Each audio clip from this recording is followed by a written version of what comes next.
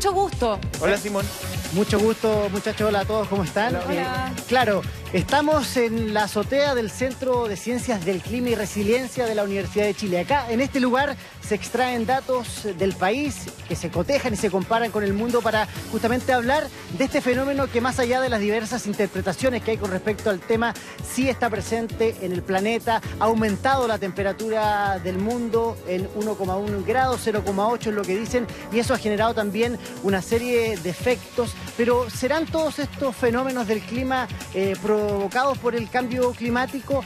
¿Qué es cambio climático? Es una pregunta que se la vamos a hacer de inmediato para dejarlo presentado a don René Garró, que es académico acá de este centro. Estamos frente a un fenómeno más allá de la interpretación que es palpable, que se puede sentir, ¿no, René? El clima de la Tierra siempre cambia y ciertamente está cambiando ahora. Ahora, la realidad está entre lo que dice el señor Trump y lo que dice DiCaprio, y de eso vamos a conversar en un momento más. Maravilloso. Son dos posturas. Uno que desmiente el cambio climático, otro que se ha esforzado incluso en las Naciones Unidas frente a todos los mandatarios, frente a todos los jefes de Estado, dando un discurso con respecto a este tema. Los invito a que veamos el siguiente reportaje que aclara las dudas que hay con respecto a este tema, los mitos y verdades frente al cambio del clima. Claro, hay un dato que es categórico: aumenta la temperatura, avanza el desierto y con ello se pone en peligro nuestro principal insumo, que es el agua. El 97% del agua del planeta está en los océanos, es decir, es salada.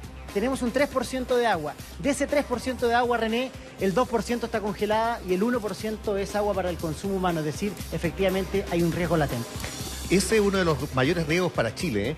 Cuando aumenta la temperatura, incluso hay algunos efectos benéficos, ¿cierto? Hay gente que se muere de frío y va a dejar de hacerlo. Afortunadamente, hay ciertos cultivos que se van a poder extender hacia el sur, porque vamos a tener temperaturas más benignas, pero a nadie le conviene tener menos agua.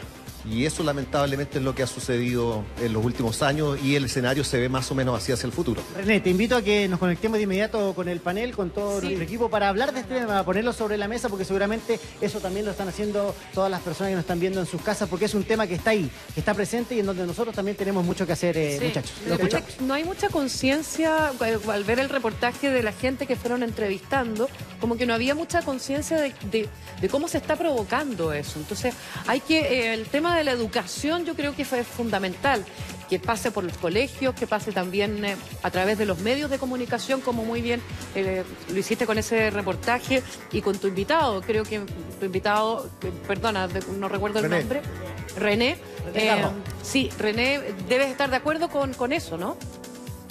Por cierto, y yo veo signos positivos de todas maneras. Este reportaje seguramente era impensado hace 20 años. Exacto. Y naturalmente que los problemas ambientales son múltiples. Hay cosas de contaminación urbana, hay cosas de contaminación global, y vamos hacia un escenario en que efectivamente el tema ya está puesto sobre la mesa.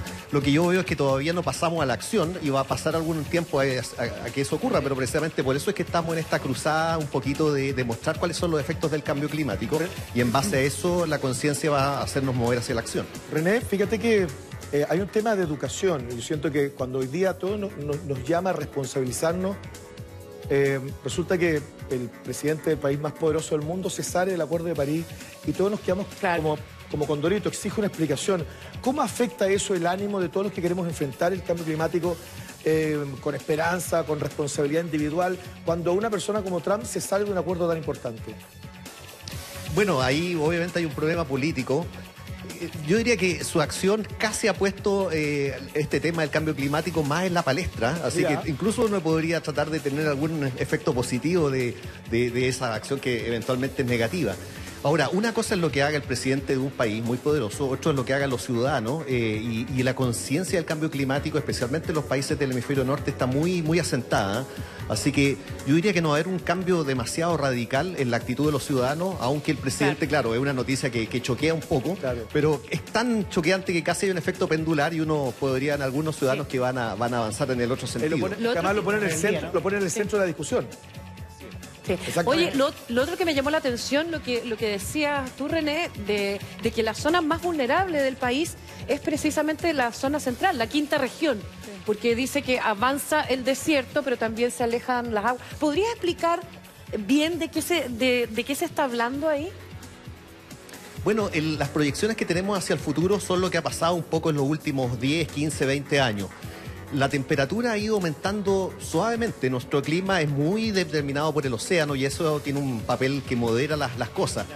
Y la cordillera naturalmente. Claro. Ahora, ustedes han visto esta sequía, incluso este año, lo comentábamos, ustedes lo comentaban previamente, pese a que hemos tenido eventos más o menos intensos, de todas maneras estamos con un déficit de precipitación. Y ese déficit de precipitación es más notorio, yo diría, más bien de la región, de la quinta región precisamente hacia el sur. La zona del Maule, la zona del norte del Biobío es precisamente la que está siendo más afectada actualmente. Es una zona que por supuesto tiene más agua que lo que ocurre en el norte chico, pero en términos de disminución de probabilidad de precipitación, ese es el lugar donde está el epicentro de la sequía en estos últimos años. Sí, René, yo te quería preguntar respecto del agua. Tú lo mencionabas como fundamental para la agricultura, sabemos que la desertificación ha ido avanzando, eso va a obligar también a modificar las áreas de cultivo y la producción de los agricultores en la zona central del país, pero el uso del agua tiene además otra importancia, que es la hidroelectricidad en nuestro país. Y en ese sentido, el agua está privatizada, podríamos decir, o muchas veces vendida a inversionistas del exterior, en fin. Hay un tema que como país no estamos enfrentando bien. ¿El calentamiento global es un problema del futuro o es un problema de ahora en Chile? Mira, el problema del cambio climático ya está ocurriendo. Ahora, la falta de agua ya la tenemos. No tenemos que esperar 30, 40 Correcto. años más, ¿cierto?, para que nos falte agua. En toda la zona semiárida el agua es escasa y como mencionaba, el lugar en que normalmente ha habido mucha agua hay cada vez menos. En toda la región, como decía, del Biobío, la Araucanía incluso, y todo lo que está entre la zona centro-sur, entre Santiago y el Maule, ha recibido eso. Ahora, el 70% del agua se consume efectivamente en agricultura y gran parte de los planes de adaptación van a tener que ir por el lado de cómo aprovechamos mejor el agua, tanto a nivel doméstico, pero fundamentalmente por estos grandes consumos, siendo la agricultura uno de los términos muy importantes. Y como decías tú, también la generación de energía. No es una opción en estos momentos moverse a fuentes tradicionales como el carbón, el gas también es relativamente contaminante, así que estas fuentes de energía renovable, la hidroeléctrica es una opción, pero con menos agua se hace más difícil la cosa y probablemente la energía solar y la energía del viento van a ser también elementos importantes de nuestra matriz. Hoy, para complementar ahí el debate y lo que hablamos con los expertos, fíjate que para hablar de cambio climático, claro, muchas personas se hacen la pregunta, por ejemplo, las nieves del otro día, ¿es cambio climático? Las lluvias del norte, ¿es cambio climático? Y los expertos me decían que acá hay que preguntarle a los abuelitos, porque ellos tienen una perspectiva del tiempo. En el fondo, buena. Sí, claro. Claro, tienen el registro. Algunos datos, como por ejemplo decían, abril, lluvias 1000, yo me acordaba cuando antes llovían. Ellos tienen una perspectiva del tiempo que es sumamente importante para ver si eso no cambia. Bueno, ese es un buen punto. El cambio climático no es un fenómeno particular, no es un año particularmente cálido, un año particularmente seco. Es esta tendencia que toma varias décadas y que las estamos experimentando y las vamos a seguir experimentando en las próximas décadas. Y por lo tanto es errado cuando uno dice esta nevazón o esta tormenta de viento o este aluvión fue cambio climático.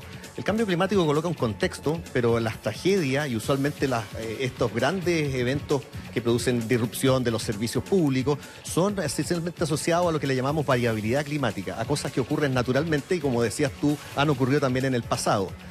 Si van a ocurrir de manera más recurrente y más frecuente y más intensa en el futuro, algunas cosas sí, otras no.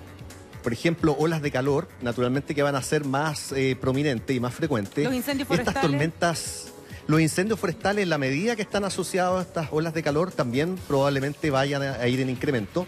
Sin embargo, las tormentas muy intensas, aún no tenemos evidencia de que están directamente asociadas en Chile con el cambio climático. Como mostraba usted en la nota, en zonas más tropicales hay una relación más directa porque más humedad implica más tormenta, pero nuestras tormentas son bastante especiales y vamos a tener que investigar un poco más para darle una respuesta más concreta. Hola, Rubén, quería hacerte una pregunta. Mira, se habla de que el calentamiento global se produce por varias razones. Aquí en la pauta nos pusieron varias muy inteligentes, pero una que se refiere a la combustión de combustibles de fósiles, o sea, en el fondo sacar el petróleo y el petróleo se quema en los autos, se quema en las empresas. Para poner algo positivo, los autos, los micros, etcétera, están cambiando a una cosa más eléctrica. O sea, se ha descubierto que además el petróleo en algún momento se va a acabar. Eso es como una noticia positiva en el fondo de que se vaya quemando menos petróleo y eso influya a la larga en el efecto invernadero y en la combustión, ¿no? Por cierto, el problema del cambio climático es esencialmente un problema de cuánto CO2, cuántos gases con efecto invernadero, el famoso dióxido de carbono, estamos colocando en la atmósfera y eso tiene que ver precisamente con cuántos son nuestras emisiones de estos combustibles fósiles, el petróleo, el carbón, etcétera. Ahora, en la medida que pasemos, se habla de cambiar a una matriz menos carbonizada, y por lo tanto en ese sentido vamos en la dirección correcta. Ahora, si un auto eléctrico que se carga, por ejemplo, en una casa, a la vez ocupa energía eléctrica que fue generada en una central termoeléctrica, estamos haciendo un cálculo indebido, así que hay que tener ojo con ese tipo de tecnología. En la medida que esa energía eléctrica efectivamente venga de fuentes renovables, sí estamos aportando a la solución. Si es que esa energía eléctrica no viene de fuentes renovables, estamos cambiando lo mismo por una cosa levemente distinta. Daniela. Todas las preguntas, Katy, muy cortito, ¿ah? Sí. Lo que decía acá, tiene mucha razón, lo que decía acá René, lo conversamos con el ministro del Medio Ambiente, que acá son pequeños esfuerzos que hacen las personas que pueden hacer, pero estamos hablando de matrices, es decir, de estructuras que funcionan en los países en dirección contraria a la que muchas veces van los esfuerzos de las personas, ¿no, Katy? Así es, Daniela. René y Simón, hablando de los esfuerzos que hacen las personas, hiciste un ejemplo muy bueno en la nota que decías que un carnívoro que anda en bicicleta equivale a lo mismo o gasta lo mismo que un vegetariano que anda en auto. Me gustaría saber cuáles son los pequeños aportes que podemos hacer nosotros como ciudadanos, ya sea cambiar la ampolleta Desde la casa. apagar la luz, desenchufar las cosas, y que René nos explicara un poco de eso para empezar a aplicarlo y así aportar con nuestro granito de arena. Sí, mira, nosotros tenemos acá una mesa preparada justamente con pequeños esfuerzos para un gran problema, como yo le he señalado. René me decía que no era su expertise lo que tiene que ver con respecto a cómo enfrentar este punto de vista de la biodiversidad, por ejemplo, lo que tiene que ver con el reciclaje. Mira, acá tenemos 5 pequeños esfuerzos que nos dio el Ministerio de Medio Ambiente. Ellos tienen una guía importante, son 111 páginas de la denominada Casa Verde, es decir, pequeños esfuerzos para un gran problema. Por ejemplo, lo que tiene que ver con papeles reciclados, que tenemos acá, ojalá utilizarlo y comprarlo. Volver a la antigua, hacer lo que hacían los abuelitos para poder mejorar el tema del agua. Utilizar, por ejemplo, un balde, ¿no? Lavar los platos justamente en una especie de lavaza, es decir, optimizar el recurso del agua es parte de lo que nos decía el Ministerio de Medio Ambiente, que es clave. Otro tiene que ver con respecto a lavarse los dientes, que uno normalmente larga la llave, ¿cierto? Se lava los dientes y la llave sigue corriendo. Utilizar el mismo concepto de este esfuerzo. Lo que tú decías con respecto a las carnes. Acá tenemos 3 tipos de carnes, ¿no? Una carne roja, carne de pollo y carne de cerdo. Estas dos, las que tenemos acá, son carnes blancas que en todo su proceso de elaboración expanden menos monóxido de carbono, es decir, son menos contaminantes. Por ejemplo, para 1 kilo de carne se necesita, de carne de res, es decir, de carne roja, se necesitan 15.000 litros de agua. Por el contrario, por lo que ocurre con el pollo y con el cerdo, son alrededor de 2.000 litros de agua, es decir, en todo el proceso hay un menor consumo de agua, es decir, son un poco más biodegradables en el sentido del proceso. Lo que tiene que ver también con respecto a la ampolleta, fijarse en esto, querida Katy. ¿Sí? En este elemento que está acá, que habla de la energía más eficiente. Hay una catalogación de la A hasta la G. Fijarse que tenga la letra A, que son las más eficientes y por lo tanto ayudan y contribuyen en este proceso. Y es lo que ha dicho también el gobierno. Ha hecho un esfuerzo importante en cambiar. Hay unos subsidios para cambiar justamente a este tipo de ampolleta, lo que también va en esa línea. Esos son 5 de los elementos que se pueden ayudar a eso, querida Katy. Y también desenchufar todos los aparatos que uno no esté usando en la casa. Eso es... A mí me han dicho que sirve mucho eso. No solo apagar no solo apagar, el enchufe del celular, por ejemplo, el cargador del celular, desenchufarlo si ya no lo estamos usando. Oye, Simón, importante. Sí. Rodrigo quiere hacerte Yo tengo una pregunta, sí.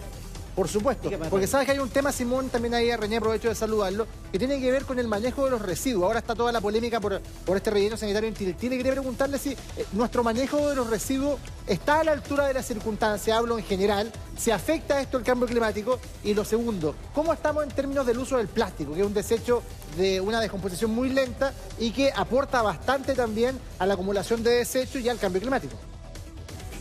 Sí, exactamente. Antes de responder esa pregunta y consultarle a René, enfatizar otro tema que es sumamente importante, que es la inclusión del cambio climático como parte de la malla curricular ya a partir del 2019. Exacto. Tú escuchaste lo de Rodrigo, ¿no? lo que te hablaba. ¿Estamos educados en ese sentido? El tema del reciclaje, por ejemplo, que también todo eso contribuye al calentamiento global, querámoslo o no. Sí, bueno, yo no he querido dar demasiadas opiniones respecto a estas formas de ahorrar energía y tener una cultura un poco más verde, porque para eso hay especialistas y como saben los científicos hablamos de las cosas que sabemos. De todas maneras todo parece muy razonable y naturalmente que tenemos que movernos a una cultura de menos consumo, demasiado plástico. Yo creo que estamos, como te decía, avanzando en ese sentido, pero todavía es mucho lo que se puede hacer y por eso es que estas iniciativas, especialmente de educación, son tan importantes. Ahora, hay que conocer las amenazas. Tú no vas a hacer que la gente cambie sencillamente porque alguien como DiCaprio o alguien así lo diga. La gente va a reaccionar a la medida en que empieza a percibir estos fenómenos y yo diría que acá en Chile recién estamos empezando a recibir ese efecto. En países del hemisferio norte el aumento de temperatura ha sido mucho más notable, acá ha sido, como decía al comienzo, más moderado, pero ya lo estamos viendo a través de la disminución de precipitación. ¿Y qué pasa con la capa de ozono? Sí. La capa de ozono, ¿qué pasa con ella? Bueno, la capa de ozono es un buen ejemplo de cómo efectivamente el conocimiento científico finalmente se tradujo en medidas concretas. La capa de ozono empezó a disminuir en los años 70, pasaron muchos años hasta que la gente realmente se diera cuenta de que era un fenómeno real. Y la evidencia científica era tan evidente que se tomaron las medidas y actualmente está revirtiéndose afortunadamente. Se tomaron nuestros protocolos de reducción de los compuestos que hacían que disminuyera el ozono de manera muy efectiva. Claro, el tamaño de la economía que se veía afectado por eso era muy distinto al tamaño de la economía que se ve afectada por esta disminución del uso de combustibles fósiles. Pero ahí hay un ejemplo de éxito en que cuando la evidencia científica se coloca de una buena manera, no se exagera, sino que se coloca en la medida justa, eso permea a la sociedad y finalmente la gente reacciona, en este caso los países reaccionaron y aproximadamente el año 2020, 2025 ya no debería ser un problema el ozono en las capas de hielo tanto del hemisferio norte como en el hemisferio sur, que era donde estaba fundamentalmente el problema.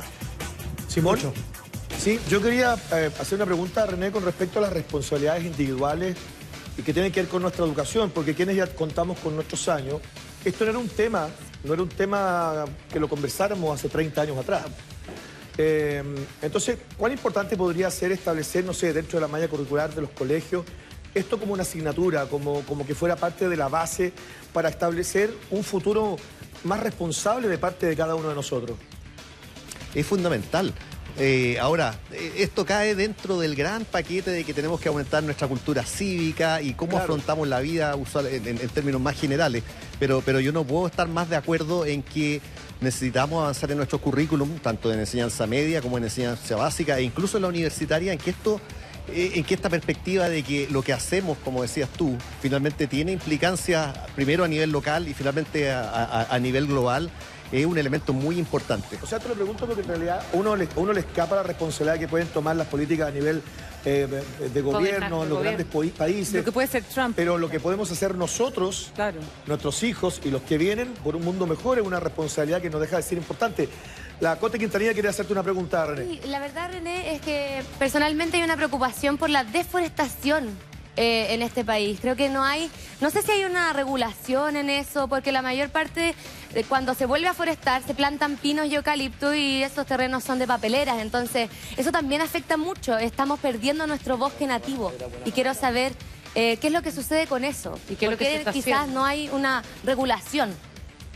Bueno, ahí ustedes abrieron otra caja de Pandora, otro tema muy grande. Efectivamente, acá ha habido, por el contrario, una política tendiente a emplear estas plantaciones de eucalipto y de pino, fundamentalmente para beneficio económico, y eso ha ocurrido durante muchos años, y recién ahora se está empezando a revertir esa tendencia, esencialmente por presiones que tienen que ver incluso con la economía, porque las empresas se tienen que certificar. Nosotros en nuestro centro precisamente tenemos como desafío cómo hacer paisajes óptimos, porque tú no puedes decir voy a suprimir la industria forestal naturalmente, pero por otra parte tienes que volver a forestar con plantaciones relativamente nativas. ¿Cómo lo haces de tal manera de combinar producción todavía de productos, pero también con lo que le llamamos servicio ecosistémico? Los bosques nativos proveen una gran cantidad de servicios, incluso en la prevención de incendios. Se ha mostrado claramente que un bosque nativo captura y de alguna manera retiene mejor el agua que un bosque que una plantación artificial. Hay una serie de lo que le llamamos servicios ecosistémicos y ahí estamos también empezando a trabajar en eso. Y como les decía, nuevamente está la tensión entre lo que podemos hacer, lo que queremos hacer, la política y la economía. Maravilloso, René. Lo primero, agradecerte a la disposición, lo pedagógico, ¿no?, de este tema que es importante, que está presente, que genera debate y que nos da orgullo también poder plantearlo en la televisión abierta a todas las casas, de clarificar ciertos mitos y verdades que hay con respecto a esta situación, de que no hay dudas que el cambio climático existe, que está presente y está en nosotros, está en los seres humanos, ¿no? Tratar de revertir esta tendencia que, como lo decían los expertos, más calor, más sequía, aumenta lo que tiene que ver con respecto a el aumento del nivel del mar, que genera una serie de inconvenientes. Así que orgulloso también de poder poner ese tema sobre la mesa y agradecerte, René. Muchas gracias y Por vamos a seguir acá trabajando. en tu azotea. Vamos a seguir trabajando en esto. Simón.